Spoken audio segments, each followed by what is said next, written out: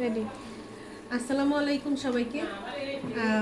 অনেক আপুরা আমাদের কেকের পোস্ট মানে ক্লাসের পোস্টগুলো দেখে আমাদেরকে জিজ্ঞাসা করেন যে আপু 4 দিনের ক্লাসে কি কেক বানানো সম্ভব কিনা। তো দেখেন, এটা 4 দিনের ক্লাসের না, এটা 3 দিনের কোর্স করা একজন আপু। উনি হচ্ছে এই কেকটা বানায় নিয়ে আসছে, একদম পারফেক্ট একটা কেক। এটা বেকারি স্টাইলের পানদান কেক ছিল। উনিও কিন্তু এখানে প্র্যাকটিস করে নাই, কিছু করে নাই, শুধুমাত্র একদিন উনি আমার 3 দিনের যে ক্লাসটা ছিল আমাদের গতবার ডিসেম্বরের ডিসকাউন্ট ক্লাস, ওইটাতে উনি ছিল। উনি এই কেকটা বানায় নিয়ে আসছে। দেখেন কেকটা কতটা সফট। আর একটু কেটে দেখাই আমি।